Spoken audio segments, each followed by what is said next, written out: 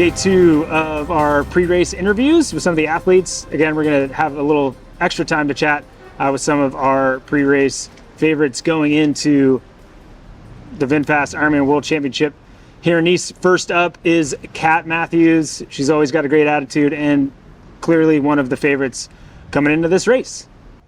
Talon, stung by wasp bee. What's going on?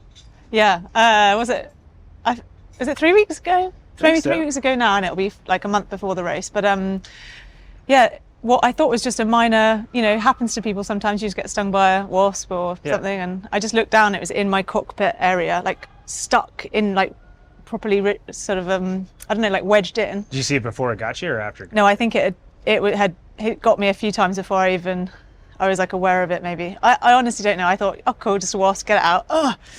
Didn't think of it again at all. But the next day I slept really badly, and then it was getting worse and worse and worse. So I think I perhaps didn't give it enough attention on race day, because obviously there's other stuff going on. Yeah. And yeah, by the time I got home the next day, I was actually a bit worried about it, but I think my body was healthy enough to fight it off, and I sort of said no to antibiotics, and I'm a sort of British, don't want to take anything unless I have to. And I'm aware, antibiotics, gut health, coming into a race, like all those sort of things. So yeah, I was worried for a few hours, but I didn't know that was a British thing, not taking stuff. Oh, I'm going to be so stereotypical here, but the Americans throw medication at everything. The Brits actually have some control. You can see my bag, just full of prescription bottles. Yeah. So good. Okay, so you're in Nice. You're staying nearby. What's the vibe? You out here with Mark? Anybody else? Yeah, out here with Mark. Obviously, we've got. I feel like we're sort of embedded in the friends of the community of triathlon now. So even though it's just Mark and I staying together, there's lots of other people around to hang out with, which is nice. Training and just generally coffee shops. But no, we decided to stay really close to the sort of city centre race location just to enjoy the race environment. Yeah. That's something that we love doing, is sort of approaching these opportunities like a life experience. And yeah, I think it's worked out well so far. We've experienced Nice well. That's awesome. Just to go off of your, Brits aren't typically known for like taking medication. I feel like every time I come to one of these things, somebody's like, oh yeah, I was out having drinks with Mark last night. Right? So stereotypical British pub thing. But is it sweet having, like, it seems like you guys are a rad team as far as like he maybe takes care of a lot of the social stuff on race week while you're getting stuff ready for actually racing? Yeah, I mean, if he's trying to claim that him going out for beers is part of his job roles, I'm not sure. I think we need to discuss those and maybe review them after the race. It's called networking. Networking, yes. Yeah, no, he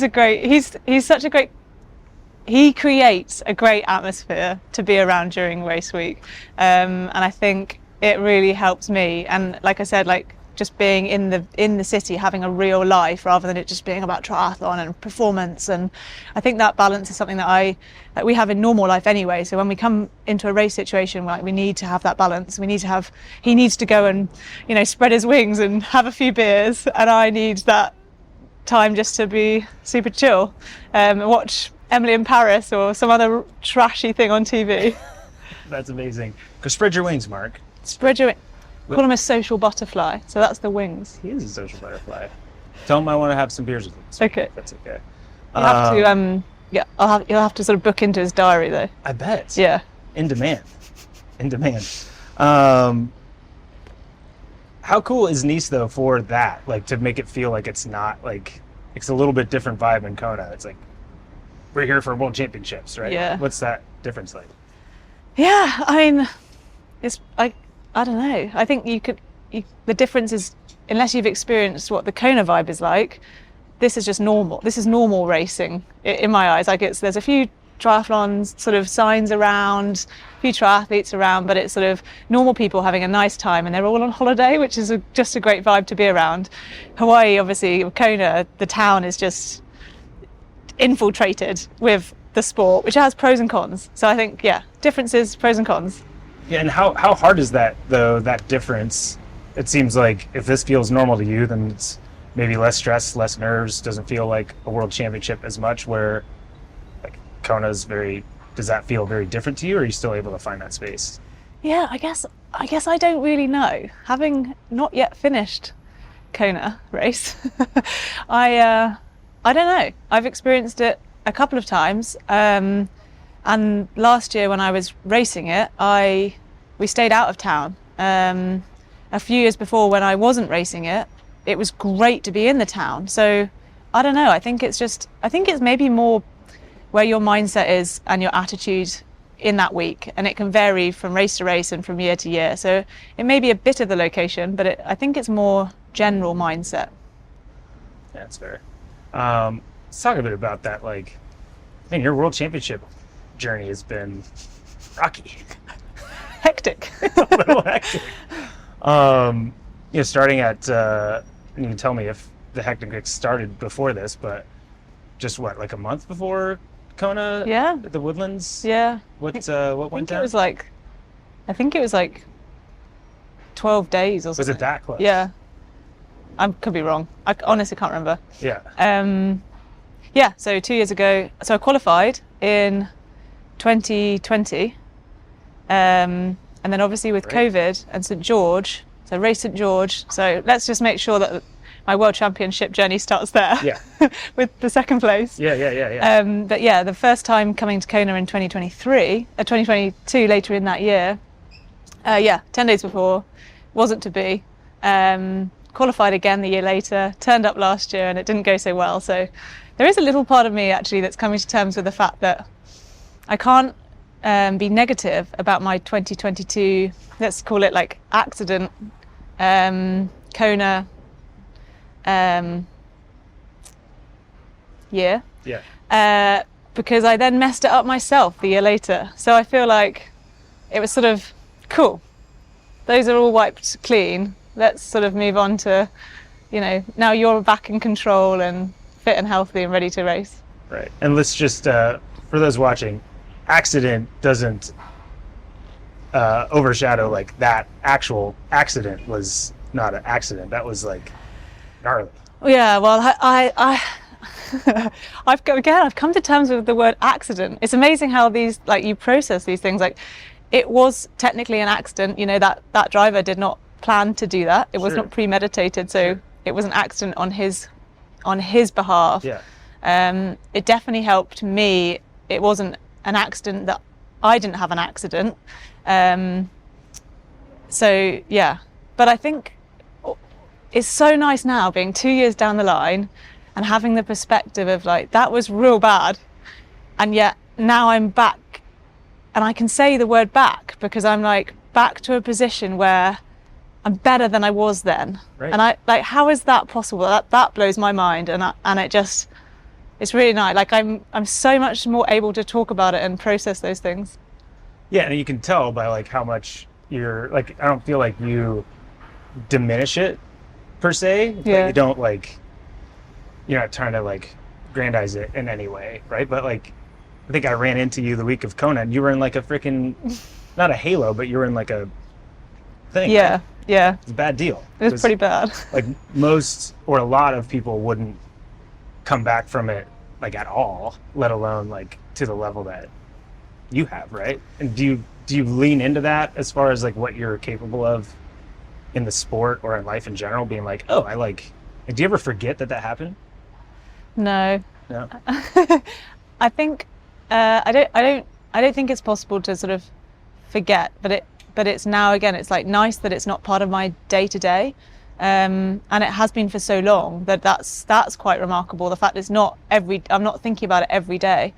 Things have changed in my body, things move differently, and I have different routines that I feel like I need to do, but it's not it doesn't define me now, which is quite nice. And that's actually something I was so adamant that psychologically I didn't want that situation to define me.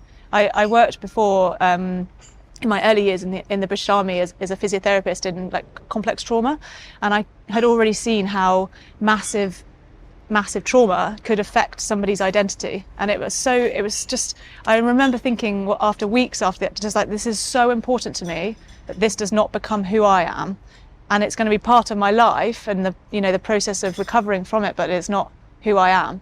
So yeah, I'm not diminishing the accident, I'm not bigging it up, I'm not, but yeah, it's not I don't forget it either, so it's there. But kudos to you, because I think like, a lot of athletes would choose to be like, because it's all marketing or PR, right? It's like, I'm the one who came back from the injury. But like, I honestly, when I'm commentating, I often forget that happened, right? So that's like a testament to the fact that like, you're doing a pretty good job of it. But I'm really proud of that. Like, yeah, I don't feel like I have to sell like my story, and I think everybody's got stuff going on, and I won't make comments or banter at other athletes, but I think who cares? It's about performance on the day in the triathlon. It's not about whether you're doing X, Y, Z, or something happened to you, or you've cut. Like, for me, it's just performance on the day, and alongside that, being a good human. Yeah. So I think those, I don't feel the need to over dramatize it. It's refreshing. That's what I'll say. So I appreciate that. British, not American. This is true. Okay, now let's talk shit about the athletes that do that. Give me some examples. No. I respect my peers. I'll do that with Mark. Sure. Beers later. Off camera. No, I love it. But into that, like, it was a journey, and like in that period, like, I'll admit, like, I was emotional seeing some of your results, because as you said, everybody has their thing. Like, I've gone through that stuff, and to see like where you were on Elite Drive that 12 days or 2 weeks after, and then like you were a monster in Oceanside. Oh my God. Right? That Oceanside that year was, it's still, that's the most special race to me still out of ever. I didn't even do that well. It was like six months, I think, nearly to the day or something. And yeah, those are the moments where I look back and I'm like, what the, that is a bit mental. Like, if you start listing the injuries and then that race, like it's a bit mad. Like that's the only real race that gives me a bit of a goosebump of sort of return, because I genuinely wasn't sure. In moments, obviously overall I never considered that it wouldn't be possible, but equally I wasn't sure. So those are contradicting statements, but yeah, that was a special race. No, like that one, I was like, pull your shit together, Matt. Don't like cry. I was like, yeah, it was amazing. I think I was crying. Yeah. And then like, did you carry that? Like, I mean, that shift in that year was remarkable, right? Like the Texas, how long after that? Yeah, like a couple of weeks, I think. Yeah. I mean, the slight, I guess this is where results on the outside are different to how you perceive them as an athlete. Sure, and actually, I feel like it's only a year ago, but Texas, I won it, but it wasn't a great feeling for me. It wasn't a great sort of race. I had a really bad mental attitude during the bike, and so that race doesn't hold as much sort of gratification for me. But later in the year, like Lati, World Champs performance, those sort of races, I'm really proud of them. But all of that year, I still see as a sort of, that was just my recovery year. And if you look at like race performances for me, that year is a sort of plateau. And I don't really like that. In my world of ambition, it was like a good year, but it was just as good as the year before. So like, forget about the whole near-death experience. Yeah, exactly. Yeah. So now I feel like this year I'm actually in training, like performing better than ever again, it's just been so exciting since, I don't know, June probably. So yeah, 18 months of plateau with the injury, and now I'm like back to actually loving exploring new heights, I guess. Yeah, it's impressive to me, and I'm curious, like, is it past like experience as a physio and seeing some like real stuff, or like I always say, like my only gift as an athlete was like being stubborn, right? And like, is there stubbornness involved with you being like whatever, I just won an Ironman 6 months after nearly dying, but like it's not as good as I could do. Like, is that like something you pull from too? You're just like always expecting a little bit more? I don't know. I definitely think people who know me would say that I was stubborn, which is probably the classic answer of definition of being stubborn. But yeah, I do think I've got a good balance of being a bit sort of, perfectionism element and wanting to be better each time. But at the same time, more recently, I found that I can just sort of drop it slightly and just take a step back and be a bit more bigger picture. So yeah, I think in terms of the rehab and stuff, like physio really helps. And again, just like general education of the body, I think just, yeah, good. Don't know, bit of a mix. Was there a specific race or result where you're finally like, okay, plateau's over? Like, was it Bahrain? Was it like what where you were able to like shift through that? What do you consider a plateau? Yeah. Having, like I said, Texas, the sort of 6-7 months after the accident, so early 23, mentally I didn't have a nice day. But the year later, so earlier this year, going back there, winning again, I had a really good positive day, even though it was a worse performance. And coming out of that race, I then had, for the Pro Series, I had to, I sort of switched fire to try and do Hamburg, to try and like consolidate the Ironmans as far away from Nice as possible. And going into Hamburg, I was like, great, had a great swim. The first bit of my bike, it was sort of PB. I was like, except for a few little issues, but power, like everything was going real well. So I think that was going to be the day. That honestly, that was like in my mind, that was the day I was gonna break at the time, the world Ironman time, like on that course. I think that's the course for it, one of the courses for it. So that would have been the day if I hadn't made a mistake. And then so 6 days later, I did race the T100 in San Francisco as a sort of sidestep. And that sort of energy and race fitness performance, that was all already there for Hamburg. And I was able to just like smash it out in San Francisco. So yeah, early June, that was me like, okay, I've moved forwards. Like now I can stop thinking that's good enough. I saw Taylor Knibb destroy me on the bike and I thought, right, I need to raise my game again. Stop thinking about trying to hit what I used to be able to hit. It's now about being better than that. Right. And do you ever feel like there's like and I think maybe I know the answer to this, but like there's like a karmic thing where you're like, as soon as you let yourself have like an expectation, like this is where I was going to do that, and then it doesn't happen, you're like, okay, maybe I'm thinking too far ahead and need to be like in the moment more? Or do you think it's just kind of as we roll through things, life happens to us? Yeah, I don't know. Yeah. I don't know. I guess I don't really know what you mean. Sorry. Neither. Sometimes they fall flat. Yeah, that's fine. That's fine. No, that's sweet. And so with the Pro Series, like you had to adapt because of that. Was your original plan like 5 races, gonna make those happen, and I'll just get full points at all those races and be good to go? Yeah, I mean that would be like gold standard, right? No, it was 5 races, and I still only plan to complete 5 now. There was a discussion of whether I did another 70.3 as a sort of backup, but yeah, two Ironmans and a 70.3, and then the 2 World Championships. It was sort of the perfect season, plan A.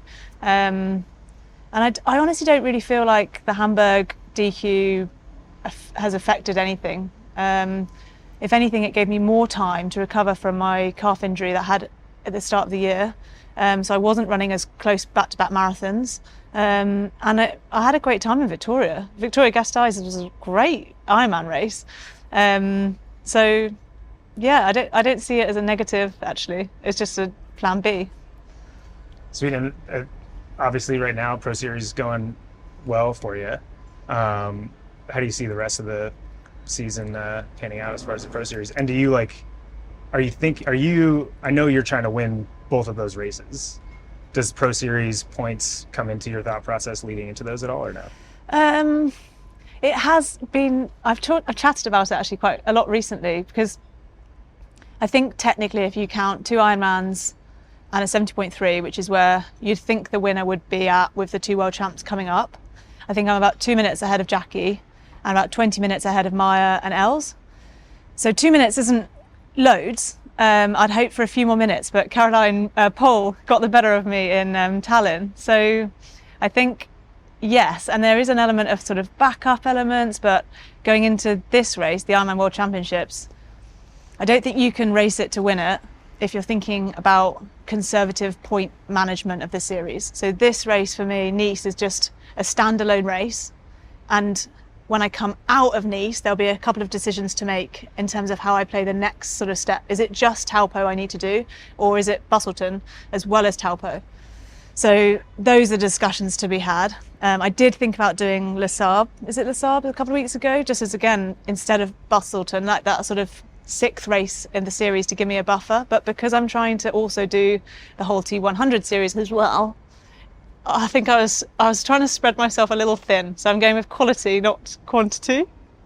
But yeah, we'll see. Nice is a separate element. It's this pure one, like standalone focus. Is there at all tactics going in, like, you know, look, if you actually, and it's shocking to me that some athletes haven't looked at those points, but like 70.3 worlds, if you're not within 6 minutes of whoever wins, and Taylor Knibb has been pretty dominant in that distance, like, it doesn't matter if you go there. Is that, like, you're the only person in the last bit that's been close-ish to Taylor, right? I don't remember the gap, sorry, in Finland, but I know you were right up there. But that's also an advantage. You're like, maybe I'm the only one that gets more than 2,500 points. Yeah. Is Taylor doing Taupo? I don't know. I think these things, we'll see how the year unfolds. And I think Nice will be a biggie. I think the time gaps here, if you look at the men, compared to Kona, for example, like the time gaps are massive. So I think this course has the opportunity to sort of cement or blow the series apart in a way. And yeah, it could ruin people's series. You know, if they don't complete their 3rd Ironman, I think the series will be to me, it's more interesting, or perhaps less interesting and more cemented after Nice. Yeah, totally. I mean, looking at the men's race, like, Matt Hansen didn't unlap himself till like the last 500 meters of Sam's race. Wow. And he ran like a 2:36 and was top 20. You know, so like the gaps are huge. Yeah. It's crazy. Yeah, so coming into Nice, like, I know you've spent time training here, and it seems like this is a good place to pick up where you left off in St. George. Nice. Right? Yeah. It's second place. Like, there's part of an athlete, right, that's like, okay, second, like, now let's see if we can get first. And then you're just like, no, car accident. And then, like, last year, did we figure out, like, was there any explanation for last year, or sometimes the legs just aren't there? Yeah. When I got home about 10 days later, I was forced socially to go to the doctor. Again, British. Brits don't want to go there, yeah. And I did have raised white blood cells and liver function markers. So the doctor was like, there's a very high possibility that you had some sort of systemic infection or something. It wasn't a clear definitive answer. And I've never experienced anything like that physically. And then there's just this massive cloud of psychological doubt there as well. And since then I've also talked to a psychiatrist, and we're working through some sort of post-traumatic stress symptoms and strategies. So I think I'm just going to leave it as an anomaly. And that's something I've been working quite hard on this year, like with the calf injury, is like the idea of just I think it's called like radical acceptance, but acceptance rather than this deep need for analysis. And so, yeah. It's funny. That's like a really hard thing for an athlete. I try to explain that to some of mine. It's like, no, sometimes it just, like, you go to the dresser of drawers in the morning to try to pull out your legs, and you're like, oh, well, there's nothing there. Yeah. And it's like, that's probably for an athlete like yourself, like, that's the hardest thing probably to come to, right? Yeah. And I think, but sometimes going through those experiences I think it makes me stronger in terms of approaching a race like this. Like, I genuinely don't know, and neither does anyone, like what drawer you're going to open. And I think in my mind, in my sort of previous years, I've thought, well, I'm really fit. I turn up and I just perform. It's as simple and black and white as that. Whereas I think having gone through so many negative experiences now in shorter distances and longer distances, now it's like, I just don't know how it's going to start. So why worry about it? Or don't try not to worry about it as much and just see what happens. Yeah, and I don't want to dwell on that race too much, but like being there, I was on the moto like as the group kind of left you going to Haug. Brutal. And I'm sure don't remember, but like tried chatting with you for a second. Yeah, see, don't remember at all. And it was like right after, and I was like, oh man, she just lost like a minute in 3 minutes. But it was crazy because like you could tell that you weren't there, but your like stubbornness, like wanting to do it was still there, like in this confused state of like, why can't I push through that? How weird of a space was that for you? And were you like aware that you were still like trying to push through when like your body was just like empty, like the lights went off? Yeah, I mean, it's actually quite nice hearing you say that, because I think in my mind I only experience my side of it, and it was just, yeah, like that sort of tunnel vision of I can't really process anything except I need to cycle forwards. It was really bizarre. So but equally I'd rather not dwell on it. Yeah, so this race seems like a pretty great, like if I was to pick a course, and if I'm being honest, like I haven't seen you descend technical stuff on a bike, but it's all on Strava, don't worry. I've heard that actually. If you haven't looked, check out the Strava segments in the Nice area. You'll see Kat Matthews at the top of some of those. But I would pick this to be a course where you're like, okay, this is going to be a great opportunity for Kat to get her world championship. Does this feel like a course that suits you perfectly?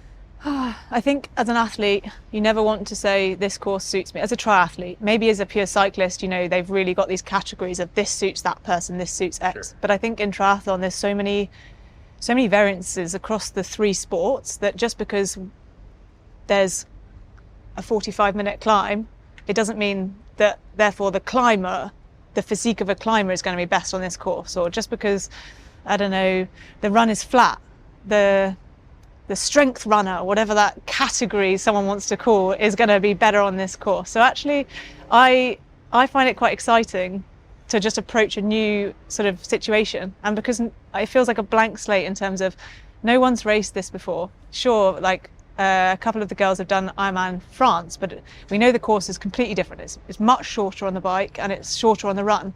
So it is a different race. And I think at World Championships, it's not the same anyway. So yeah, it feels like a blank canvas, which I like because I still feel quite new in the sport. Whereas I think Kona has such an advantage for experience that this feels like a sort of true test, you know, a blind test of physical performance, but not just power output.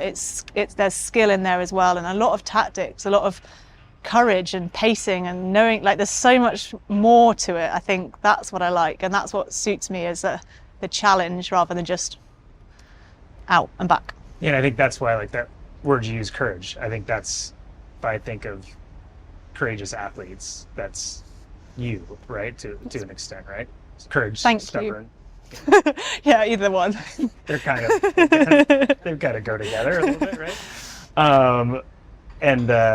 Yeah, I think that obviously suits you well. And I think we knew this before the race last year, but then, and tell me if it sounds like you saw or watched the men's race, and the difference between this and Kona is like, we're like, okay, Kona, if you're first group, then you're going to do this, and then you're going to do this, and then you'll do that, and then maybe you'll do that. Where here you're like, yeah. Right? Like, how different is that coming into a world championship being like, we'll see after this race if there's like one thing that's going to do it.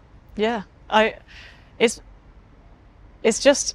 more exciting and it's more freeing. I think that's the big thing. Like, it's back to the sort of, you don't know what you're going to get. So I think it's more exciting that everyone's going to probably have the same tactic. That's the thing. I think, if, you know, everyone's going to try and go hard on the hill, like, or someone's going to go hard on the second hill. Like, or just someone's going to pace it really well and then run a great marathon. Like there's only so many tactics, and it's whoever, I don't know, can pull it off. It's not it's just, yeah, free. I like that.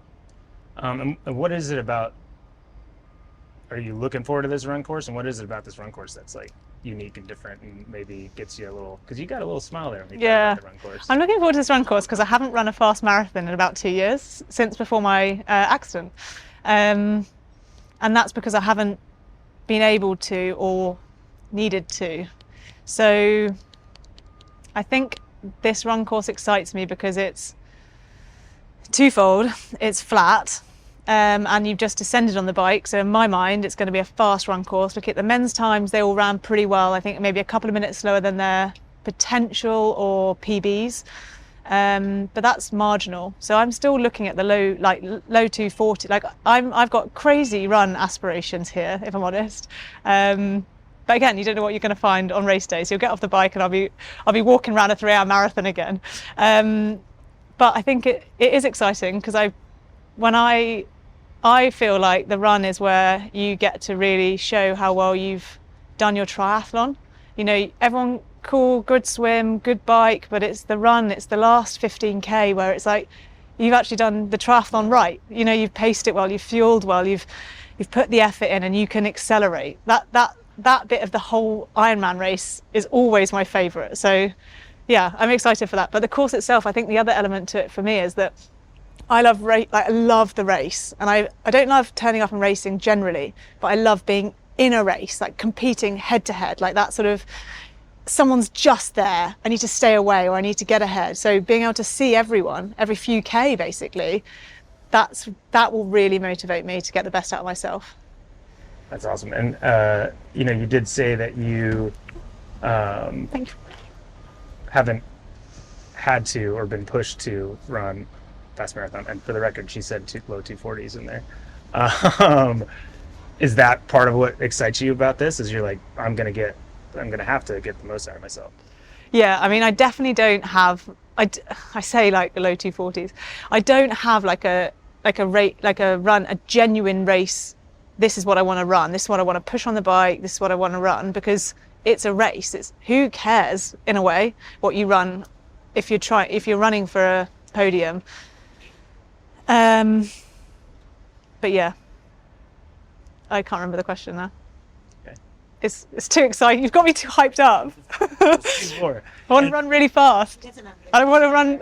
I do. I just don't want to hype it up. But I do. So, what is it about? And I've said this. I haven't said this in a while because I got like, you know, some feedback and some about it. But like, what?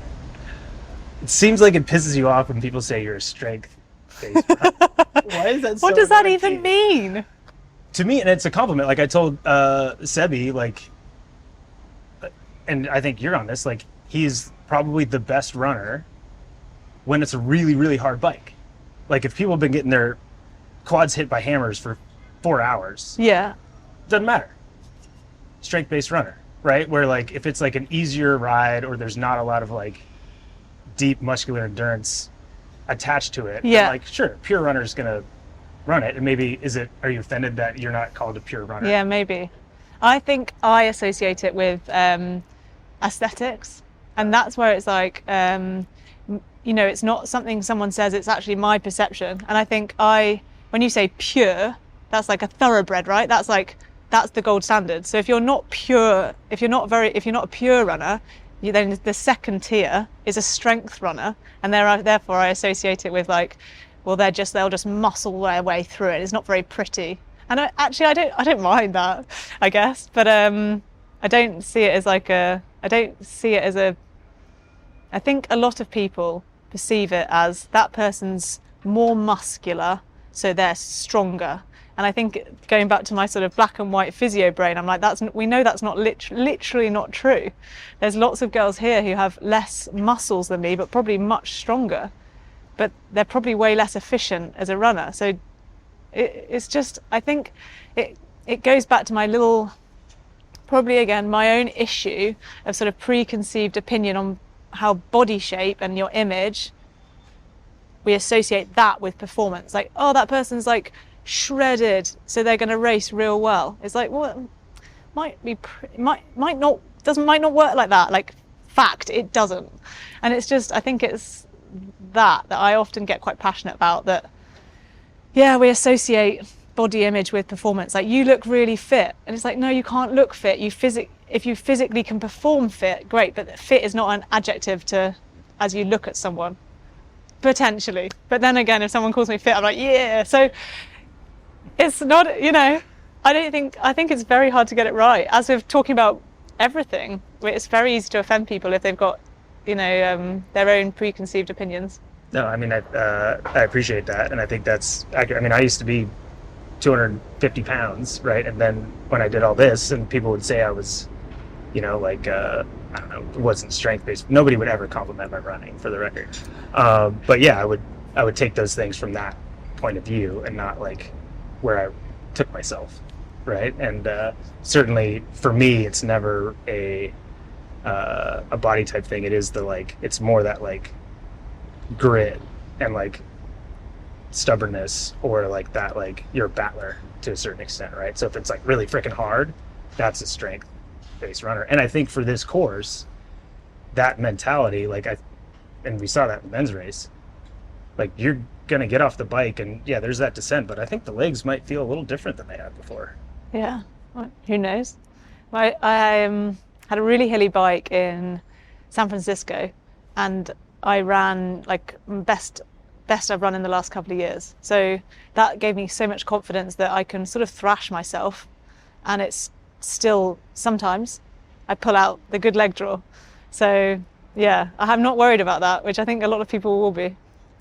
So this race, as all races, the World Championship, it's the swim's important, right? So talk us a bit through like that first 400 meters, the scrum, the fight, and like what you're trying to do, because even though the tactics we don't know, but we know they're not going to be as important as like a group dynamic. How important is that first 400 meters, and what is happening like mentally and physically in that battle? I think I'm still very immature, like in terms of experience with this professional open water start, open water, you know, it's whether it's beach or static, but yeah, for me, it's just work really freaking hard and try and get to a good position, whatever that looks like. I guess I probably should keep working on those sort of tactics or be able to give a better answer. But my swimming and training has improved quite a lot in the last 6 months.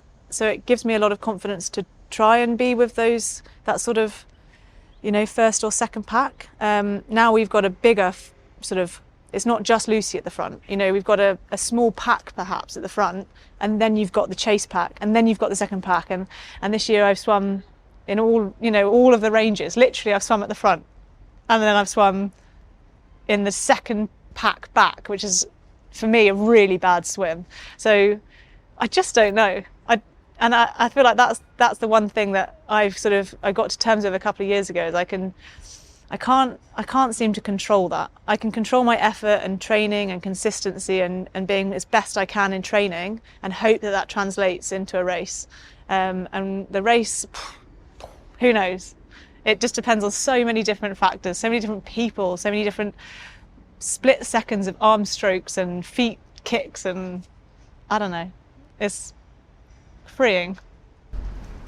Well, as always, great chatting with Kat. Always a good attitude and some insights into kind of the journey that she's been on to get to this point as one of the favorites for a world championship. And I think this course suits her well, and someone who's had great results and never actually finished off the podium at World Championship. Annie Haug is up next. Here we are in Nice. How is it being in Nice for World Champs?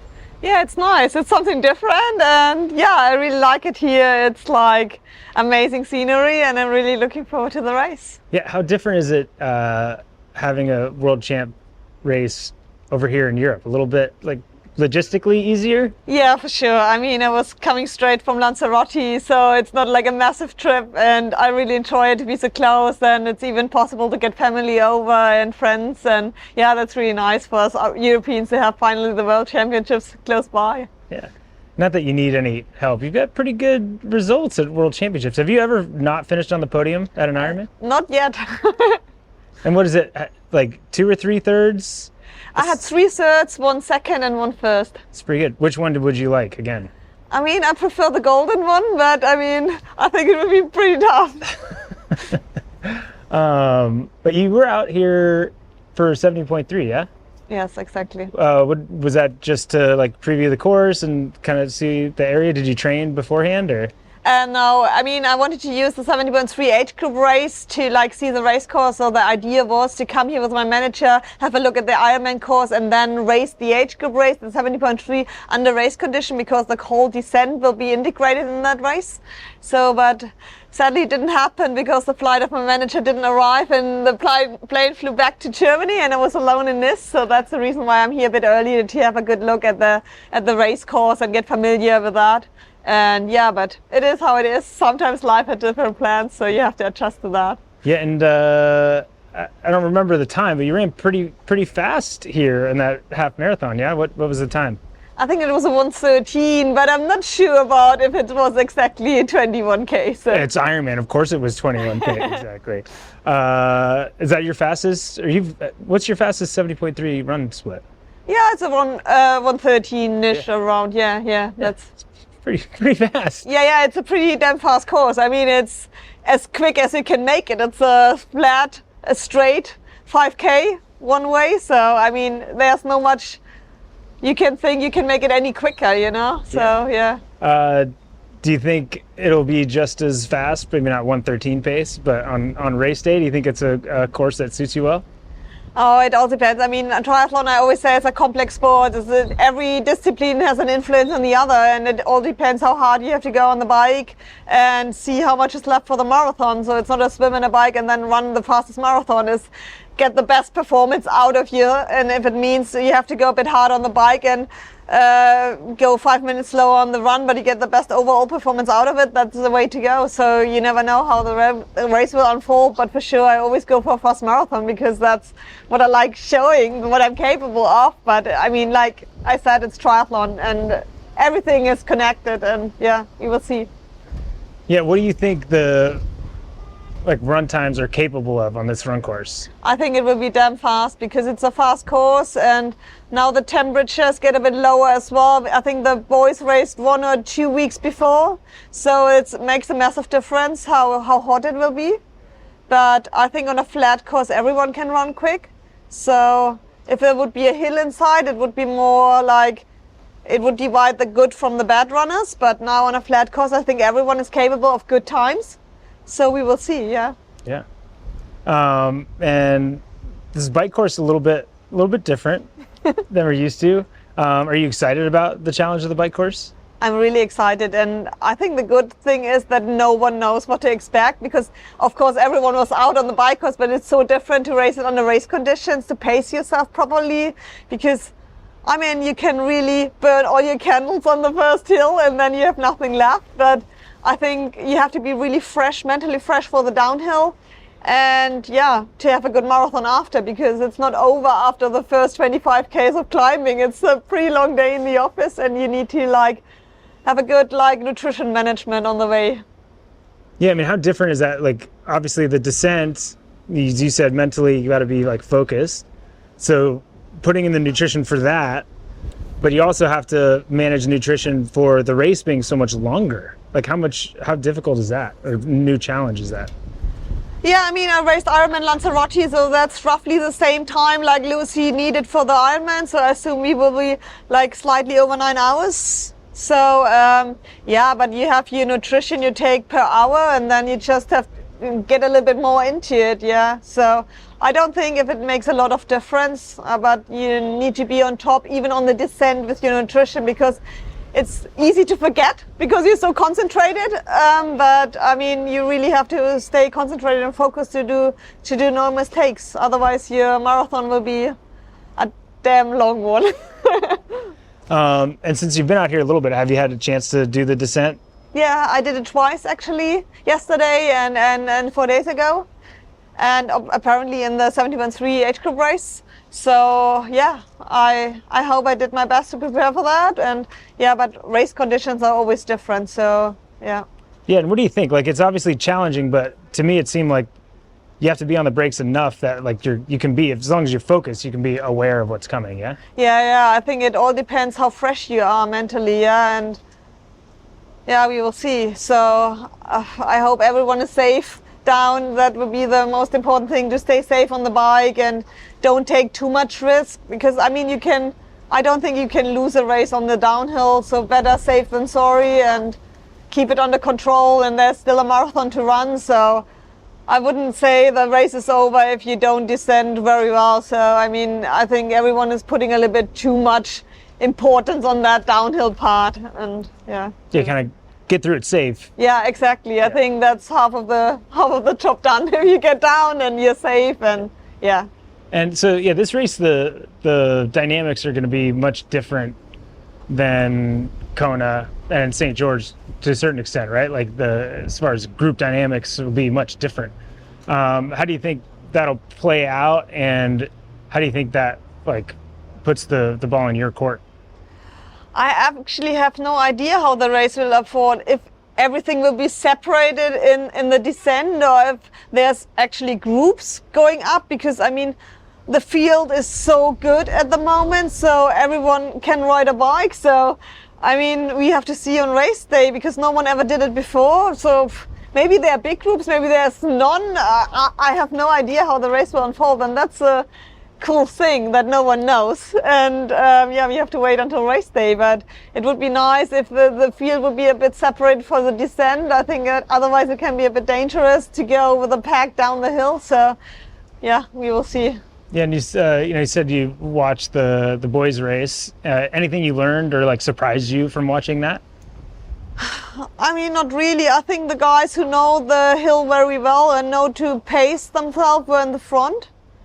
But it's still an Ironman, you know. I expect the favorites in front, like in every race. So I mean, I don't think it makes it. Maybe here be a few completely new faces, girls which can handle the descents or the climbs especially well, and we never seen that before because there was no chance to show it.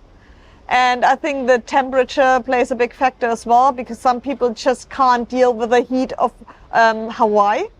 So maybe we have girls in front who likes the wind and the cooler conditions. So who knows? I mean, I would have everyone on my list, and yeah. That's awesome. And the swim is different. I mean, look now, it's chaos out there. And the swim's always, important to set up, possible groups and tactics and stuff. How do you see this course? And especially if you watch the men's race, it's pretty different, right? Like a lot of, it's like a big M, right? Yeah. So a lot more turns, and it seems like the conditions can even change on different legs. How do you think that could affect the race? I think it favors the good swimmers for sure, because they can deal with different conditions maybe a little bit better than weaker swimmers. But my main focus is always to stay in the big pack and have the best swim possible to set up my race as best as possible, because I mean, it's important to be like in the mix from the beginning. Maybe in this race it's not as important as it would be in Hawaii, where the big packs are like, you have to be in the big pack, otherwise your race is pretty much over. I think here you can like correct errors in the swim a bit. But of course my main focus is to be with the best girls in the big pack and have the best swim possible. But it will be challenging, and I hope in the morning the water will be a bit more calm. But yeah, we will see. And let's talk a bit about that first 400 meters, and like when you're in it, how difficult it can be. And people are like, oh, how come you missed that group? And you're like, you don't have any idea what's happening some of the times. It's like really hard to be aware because your eyes are this far above the water, right? Like, tell us a bit about what happens in that first 400 meters and how you maybe like try to adapt to be in the spot that you want to be. Yeah, I mean, the first 300 meters is always a bit of a mess, because from the outside everything looks so easy and you think, why does this swimmer go this way and this one is going completely the opposite? But in the water you don't see anything. It's a bit out of your control, and like I said, you always need a bit of luck to get the right feeds. And at the World Champs I was always lucky, but you can be unlucky as well. But I think the problem is, or my strategy is to focus the first 200 meter on myself to get a good start, to be able to swim freely and not get too much into fights with others. And then after 200 meter you see who is around you and catch good feeds. And it's pretty much, yeah, you can't control it. You just give your best and hope for the best. And yeah, everything else is not in your hands. Okay, so let's talk about going from the bike to the run and like what it feels like to find your feet. And I've talked to you after races where I thought you had amazing runs and you said you felt like crap the whole time, and days where you felt good. Like, how do you tell us how that like awareness of how you're feeling comes to you, and if that's in the first K or if it's further down, or how that feels transitioning into like running a marathon as fast as you can? Yeah, I think I prepare myself mentally for the fact that when you come off the bike, it just feels awful. And you think, how can I ever run a marathon? But you have to be mentally prepared for that. And I said to myself, okay, I give myself 5K to find in my rhythm. No matter how ugly it feels, it will come. And I have big faith in my body that it will feel better after 5Ks. And I allow myself to even like shuffling around the first 5K just to get into my rhythm. And I think you just have to believe in faith, because it felt ugly for everyone in the first K, and then you hopefully get into your rhythm, and that's what normally happens in good days. And yeah, I hope for the best here as well. Yeah, so and when you have the feeling where it's not feeling good, and maybe are you looking at your watch to see if the paces feel better? How do you push through that? Like, I know I've talked to you where you said it felt like crap the whole time. How do you find the ability to continue to push through? Yeah, I don't know. I mean, I'm here because it's the World Championship, and you wanna, even if you feel shit, you give your very best on the day. And normally, even if it doesn't matter how you feel, because the outcome is what matters on a World Championship. And I mean, I said the feeling is a feeling, but I'm here to give it my very best, even if I feel horrible. So yeah, that's the way it is, because you're committed to that race, to that goal. You worked so hard for that, and I want to see the finish line no matter what it costs. And yeah, there's a whole team behind me who worked so hard for this one day and a year, and it's my duty to make it as fast as possible, and that's what's kept me going. So to see the finish line, and when I cross the finish line, I want to have the feeling that I couldn't have squeezed any seconds more out of my body. That's what you're aiming for, and that's my goal the whole race through. And why is the World Championship so important? Yeah, because in Ironman racing, it's pretty much the only race a year you race the very best in top shape. So in ITU racing, you meet each other every couple of weeks and race each other, or have a series or whatever. But in Ironman, that's it, you know? You have to do it on this day or not. Yeah. And what is it about you? Like, I kind of like glazed over the fact that you really have only finished on the podium, and the only other woman that I remember having that consistency is Lucy. Yeah. Like, how do you manage to always show up fit enough and like mentally prepared enough to always finish on the podium? That's like extraordinary. I don't know. I have a good coach, I have a good team around me, and I think the most important thing is not to take nothing for granted. I mean, every race starts from zero, and you have to work bloody hard to be in good shape, and you need a bit of luck in a race as well, that it unfolds to your favors. And I don't know how I did it to finish always on the podium, and yeah, but I always go in the race, and I know I have to fight damn hard to get to that, and every year it's getting harder and harder. And yeah, I think don't expect that you're always on the podium. No, you have to fight for it every time, and it's like something super special to be on the podium on a World Championship, and that's my big goal the whole year. And yeah, that's what I'm here for, to fight for it.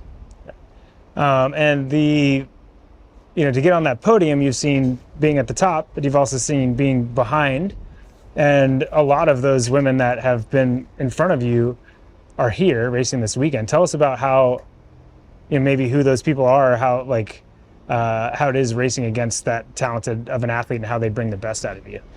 Yeah, I mean, it's always great to face the best athletes in the world, because just if the best athletes are here, you know how good you are. You need to compare yourself and bring yourself in the mix, and then you know if all the training was worth it.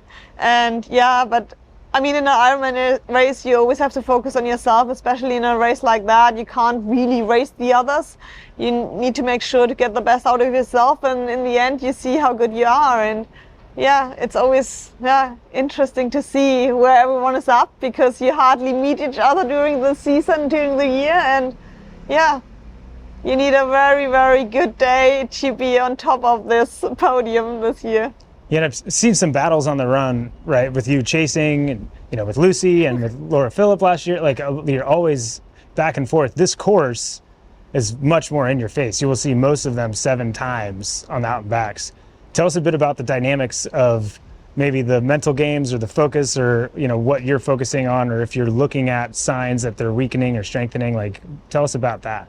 Yeah, it will be really interesting, because I think you don't get a lot of information on the bike course, and suddenly you're on the run and see everyone and see how far you're behind or front or wherever you are. So yeah, I think it's a good thing that you have the field pretty much under control, or see where you are on the run. But on the other side, you can see always 5K straight ahead. And if it's like that, you feel so slow. It's like in Hawaii, if you can see so far in the distance, you feel super slow because nothing is happening. Yeah, so yeah, we will see. I mean, I think it's good to see, because I'm normally the chaser, and it's always good to see you have a goal you can chase. Yeah. Awesome. One of the athletes that you've battled with for World Championships isn't going to be racing, Daniela Ryf. Tell us a bit about maybe hearing that news that she wasn't racing, and kind of the effect that she's had on the sport and your career possibly. I mean, Daniela Ryf is an absolute outstanding career. Athlete. Her career is like, yeah, maybe she's one of the greatest we've ever seen in the sport. And I'm a bit sad that her career ends like that, because she, I mean, an athlete of her caliber, you wish she could have the ending of the career she was like hoping for. And yeah, but she's around, and I think that's really nice that she's here and still supports. And yeah, of course, everyone wants to have her in the race, because it brings so much more value to a World Championship to have Daniela in the race, apparently. But yeah, I mean, she was really struggling with her injuries, which is really unfortunate, and I wish her all the best. And I almost forget to ask you this question, because it always surprises me when I talk after the race and you're like, oh yeah, I felt like crap the whole run, or it was really hard, because you don't show it. It seems like you're always like, you look beautiful. It's like, it's fantastic. But I imagine that you go through some really dark spots just like everyone else. Like, how do you get through them, and how do you get through them looking so good, and like you're not, but like, how do you get through that dark space? What brings you out of it? Yeah, it's always, I mean, I always surprise myself how much you can push your body, even you think oh God, I can't do a single step anymore. But maybe because I knew I did it so often when I felt so awful. And in the end, I was always running a sub-3 marathon. So I always remind myself, like, even if I think I'm just shuffling around or like do tip-top steps like in Utah, where I was completely out of energy because I have really massive medical problems, then yeah, I have that in my mind and see, okay, I survived that. It's possible. It's just a mental thing. You just have to push through. And if you think you can't do it, then you have to think from aid station to aid station and think, oh, just to the next aid station, and make it a bit shorter and more easy for your brain to cope with that. And don't think about the whole marathon ahead. So you have to make it, break it up in like little pieces to make it a little bit more bearable. Awesome. The theme of this year's race is Nouveau Souffle, which means new life. What does that mean to you coming into first World Championship in Nice? It's women's only.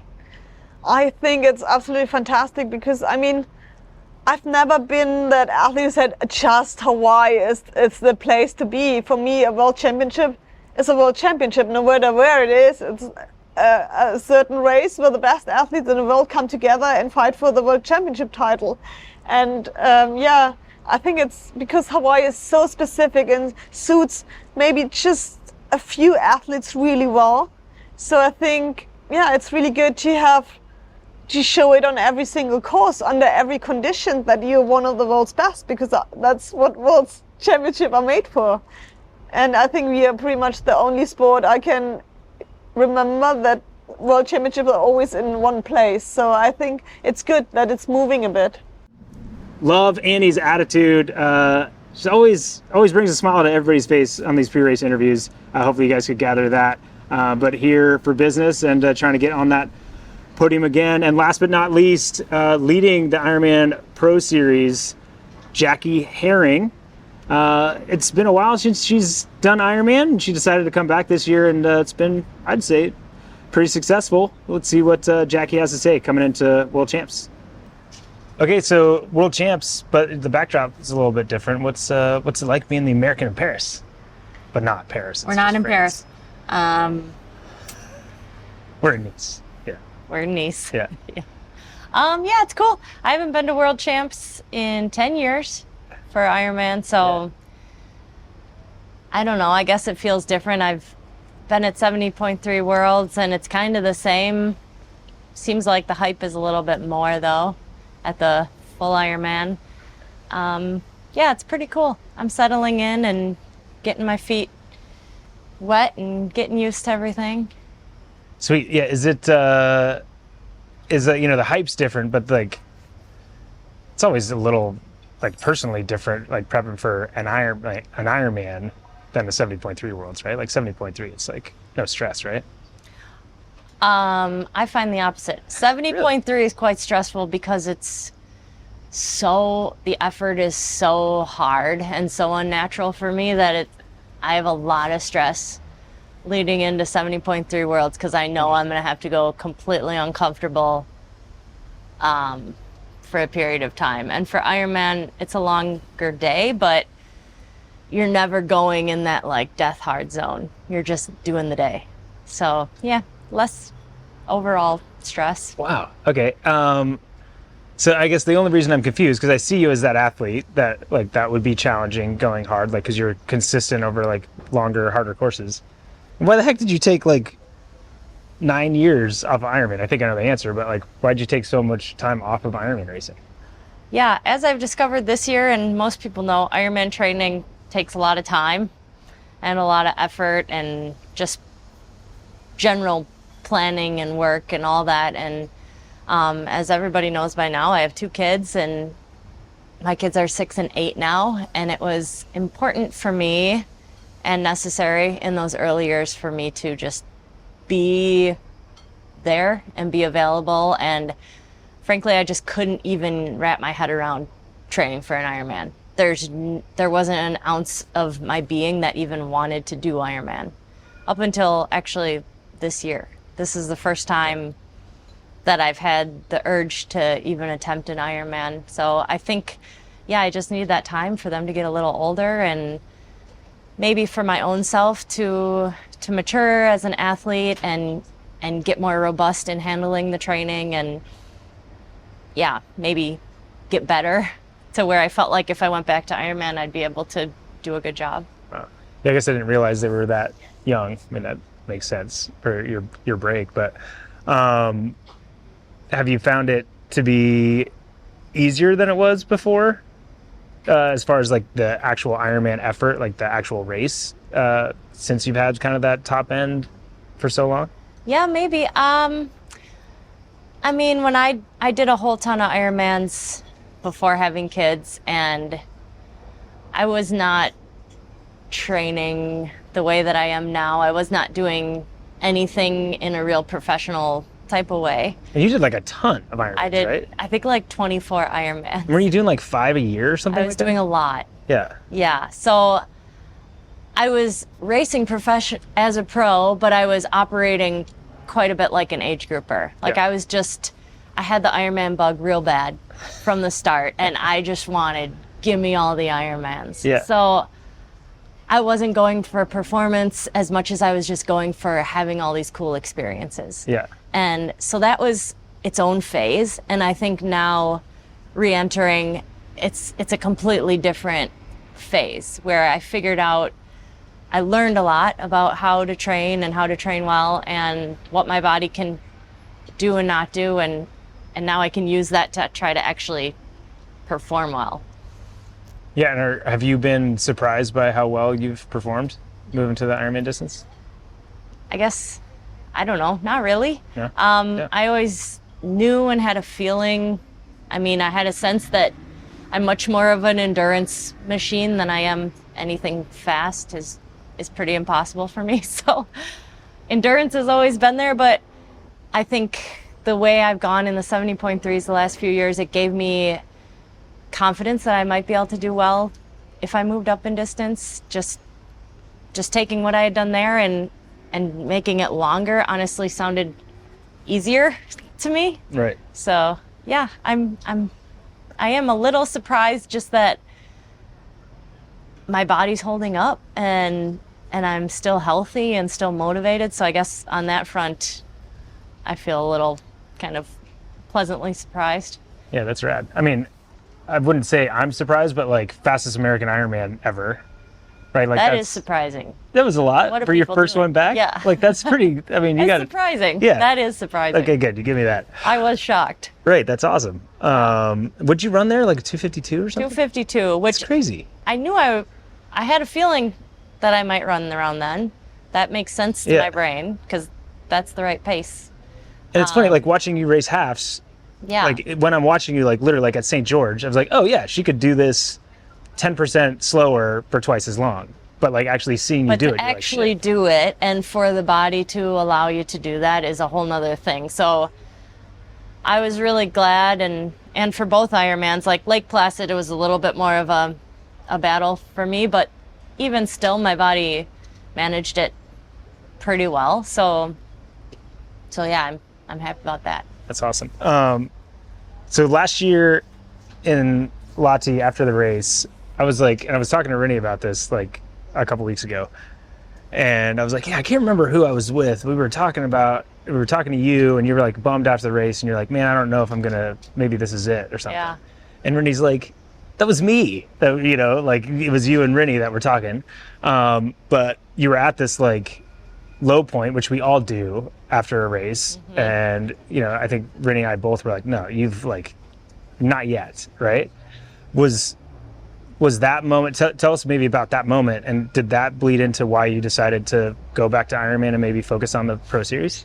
Yeah, I think so. I think, you know, I was dabbling with, you know, doing some of the shorter races, trying to mix in some of the 100K distance, which is definitely not for me. And then mixing that with 70.3s. And I tried to go from Singapore to Finland, got super sick and raced terribly. And also had pretty much all my contracts were ending at the end of that year. And I had a year and a half of horrendous racing. So I was really thinking like, are these all the signs that I should be done? Right.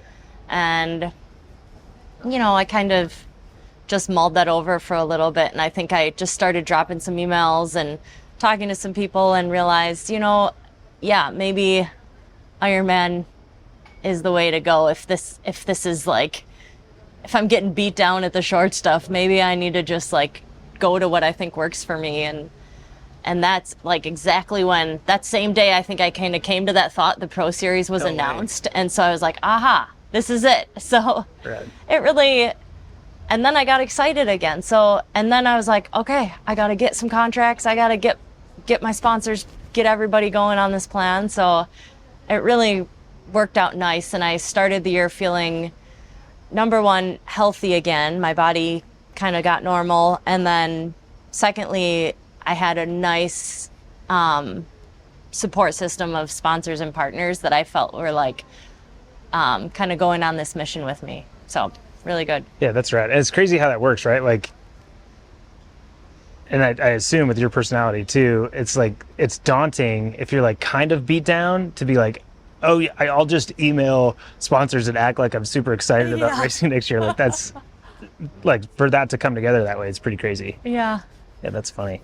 And Pro Series, like, did you have a specific kind of like tactic? Like I think some people were like, I'll just race a bunch of races and get as many points as possible, where it seemed like you had maybe more of a direct like plan or tactic going around the season. Is that right? Or Yeah, well, interestingly, I broke my toe in January, Okay. just kicking a random thing in my house. And That's so how I it wasn't always able to happens. run for like 6 weeks. It was actually a really bad break. yeah. And because of that, I wasn't able to start racing till May. So that kind of took out Ironman Texas. And in thinking about the Pro Series, I knew I didn't want to over race this year, because I thought, okay, man, if I'm going to try to do 3 Ironmans, like, it's either going to work or it's not work, and I can't force this. So yeah, I planned exactly the races. I wasn't planning to race any extra races. There is no backups. Those were just the races I was going to do, and if it works, it works. And I don't like traveling too much. I don't like to be away from my family. So luckily it's working, and that's that. Yeah, no, that's sweet, because I've been having a lot of conversations about, the Pro Series and kind of tactics behind it. And to me, and it takes a confident athlete to make that choice that you did, but it's like, you just have to come up with 5, maybe 6 races that like suit you well, and then don't chase your tail. Where I feel like some athletes were like, oh, I'm up at the top if I replace this score. And then you're like, dude, now like World Champ season comes and you got 8 races to go or something. Yeah, and you're like already cracked, right? So you feel like your progression, like obviously Placid wasn't that long ago, but like you feel pretty fresh going into the last, because you're going to race 70.3 Worlds. Yeah, that's it. So I already have, so I didn't want to put a lot of weight on 70.3 Worlds because, well, frankly, Taylor's going to be there, and just based on calculations, the gaps could be big where it wouldn't even matter that there's extra points there. So I wanted to make sure I had 2 70.3s in the start, just to get good scores, just to have those done. Yeah. So if 70.3 goes great, fine, it could replace one, but if not, I feel confident that my 70.3 scores are good enough. That's sweet. I think people are going to learn so much from the first season, or people that don't have like analytical forethought, or maybe it's like I have ADHD, right? So I'm like thinking of all the different scenarios, and it's like nobody thinks. And to your point, like if Taylor wins by 6 minutes, it's the same as a normal race, right? So it's like, don't put all your eggs in that basket if you have opportunity to like race before that, right? Yeah, pretty much. I saw what happened at Oceanside, and that's what I wasn't for sure going to do Chattanooga until I saw what happened at Oceanside, and then I said, I have to do Chattanooga. Smart. Because I know I can score good at these 2. And that was that. That's smart. And then so looking into that for this weekend, like what is it still like, I'm just doing Jackie's race and that's it? Or are there like calculations on other people's No, stuff? I mean, an Ironman, you have to do your own race. You can't base it off, or at least maybe some people can, but I cannot base it off other people.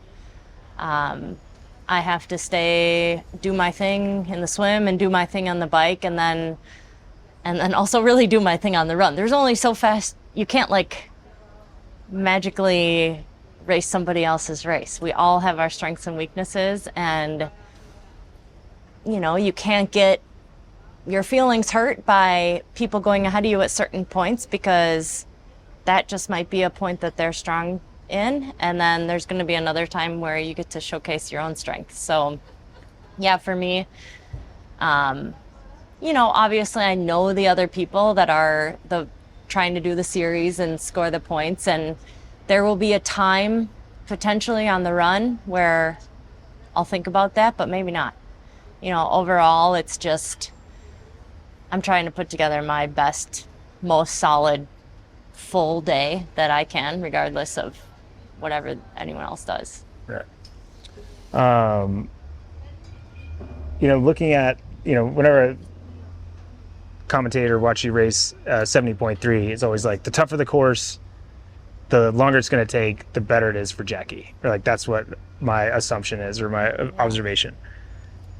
And I hadn't ever probably commentated you racing an Ironman, because it'd been 10 years, right? Yeah. Is that the same for the Ironman distance, or is this course like daunting in any way because it's so hard? It will be interesting.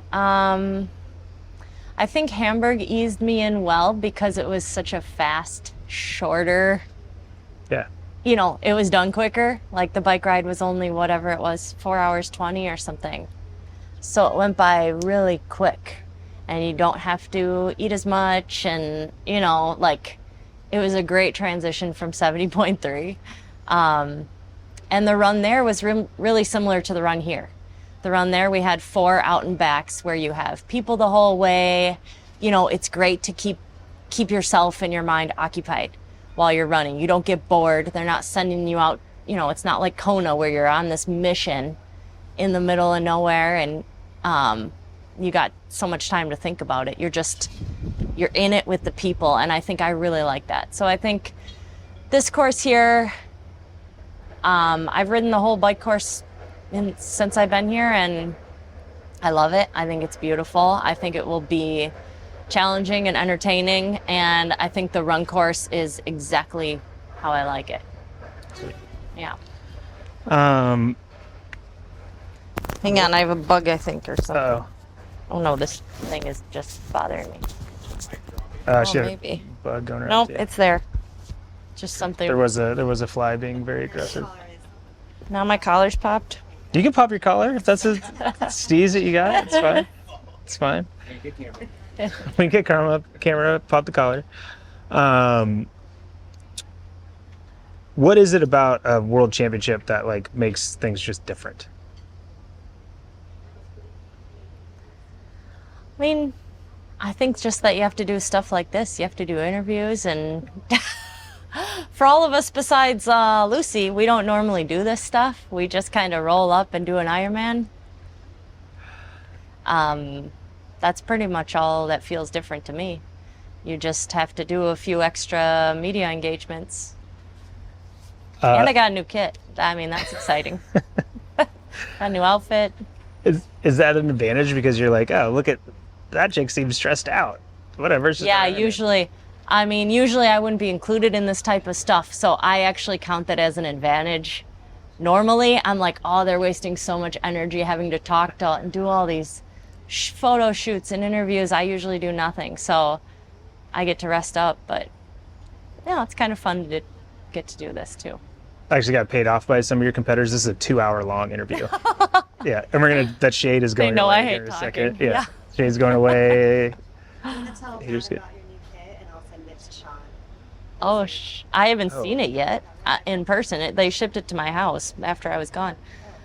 You want to speak to the camera and talk about how annoying that is. Tell me how I feel about the shipping issues. I captured a kitty moment. That's amazing. My new kit, I can tell you. Yeah, tell me what. My new kit's beautiful. So it's, I think, Zoot's newest collection. They used the basis of that to design their pro kits for world champs. So it's got like multicolor kind of flowy look.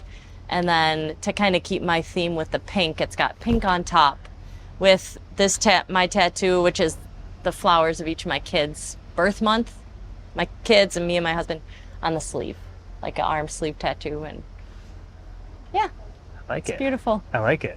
I wouldn't have necessarily thought you was like a tattoo themed kit person, but now I get Quite it. a lot of tattoos. Do you? Just not visible. Okay, now's the other portion of There's our the other show. Show us your tattoos, Jackie. No. We could do like a cool like cartoonish intro. Woo! Yeah, no. Too much stuff on my wrist. That's cool. Awesome. Let's see. What do we want to talk about? Oh, Daniela is Oh yeah. obviously not racing. Tell us a bit about how different that is, and maybe kind of your thoughts. Maybe you didn't race her on the world stage that much, but obviously she kind of is leaving a legacy in the sport. Yeah.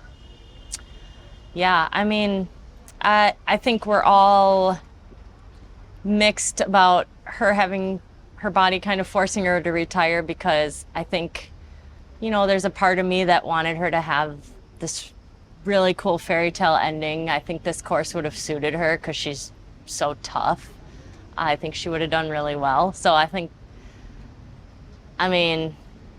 do we all need another beatdown by Daniela? Not really, but I think this would have suited her. She would have done great. So it's sad not to have her here. And she's just been such a leading source of like driving the women's field forward, seeing what's possible, that I think she's made the sport progress how it has.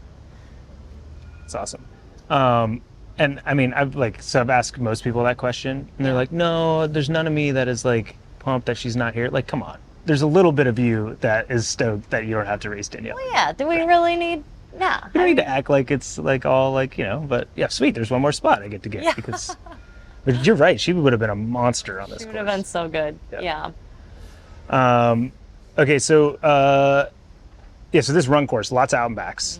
And this is another one athletes don't necessarily give me like the honest answer. But like there is a mind game and like a poker match that happens on those out and backs, right? Like there's 7 out and backs. You start maybe when you're fresher on the run, and then at the end it's when everybody's cracking. Like what games or like part of yourself are you trying to hide in those sections, or part that you're trying to show? Like everybody's like, oh no, but it's like, no, you're not like looking at your watch while the other person's looking, right? And you're not like, you're gonna straighten up a little bit, right? Like, do you adjust at all in those out and backs? I don't have a ton of experience with the out and backs with a race of this many people of this caliber, so I'm not really sure probably what I'll do. But I think, kind of like I said before, I can only run as fast as I can run, and most likely the pace that I'm going to run, I'm going to be passing people. So I don't think I'm going to have to try to look any certain way. I think I'm just going to run my run and pass as many people as I can, probably. I kind of look like crap after halfway, but I don't think that matters because apparently I still keep running decent. Dude, looking like crap is a secret. It's seriously, it's like I don't care what I look like. Do not care. It's kind of a secret weapon. Like that's the only weapon I had. It was like, oh, you look like crap. Yeah. If I'm dropping you or catching you, you must feel like actual crap. Yeah. Right? Like there's and something I always there. say something kind of, something kind of sneaky when I go by them, like, oh, great race, like pretty much peace out, see you never. See, I knew that. And that's the stuff they won't tell me, right? You're like, oh, thanks for coming out. Good performance. Yeah. No, you say, great bike ride. That's what the runners say. Yeah. See? This is real. This is good. Peace out. That's good. Yeah, peace out. Thanks for coming. You need any water? You need anything? Can I help you? Anything I can get I you? have offered ice to someone while actually shoulder to shoulder with someone before. You want me to get you some ice? And then they look at you like you're completely crazy. Don't do that. Yeah, and you got to learn how you do it. Like early Ironman Wisconsin, actually, I was in like top 5, and some guy was walking. I was like, "Hey man, come on, you can do it!" And then he ended up beating me. Like never again. Yeah, don't cheer him on for real. I mean, I do that sometimes. I did that to Sarah Truitt a couple of years ago at 70.3 Chattanooga. I was like, "Oh, we got this. Let's go. You can do this. Stay with me." And then 2 miles later, she left me. From then on, just passive aggressive compliments. Right. Yeah. That's amazing. That's great. So do you have any other family out here? Are the kids old enough where you bring them out or no? Yep, they'll come on Wednesday. Yep, it's their first European trip, so they're pretty excited. Right. Yeah. Are you excited for them to come, or is there like a little like you like the calm by yourself, or sounds like you like your kids? I love my kids. Yeah, it's painful for me to be away from them, actually. That's why I don't like to travel too much. I don't like to be gone. I don't do training camps. I don't leave. I don't like to. So they're coming. Sweet. Okay, so this year the theme for the race is Nouveau Souffle, or something that sounds something like that. I'm pronouncing New self. Yes. Is that what that means? New life. New life. I thought it was new self, and I got ridiculed pretty hard for it. Your new life could be a new self. That's up to you. Okay. Going into the World Champs in Nice, women's only, what does new life mean to you? Yes, new life, sure. This is a new year. I'm tackling Ironman. Exactly. It is a good theme first year of women, and for me personally, first year back to Ironman, first year at the Pro Series. It's a lot of years, a lot of firsts here in Nice for us. Well, there you go. That's it from Nice in the VinFast IRONMAN World Championships, women's only race. It's a great vibe coming in. Awesome to talk to these athletes and kind of get in their headspace a bit for what's coming on race day. And be sure to tune in. We've got a lot more content coming out of Nice before race start and obviously race day on Sunday. Thanks so much for tuning in on the Ironman Insider Podcast presented by Martin. I'm Matt Lieto. We'll see you out there on race day.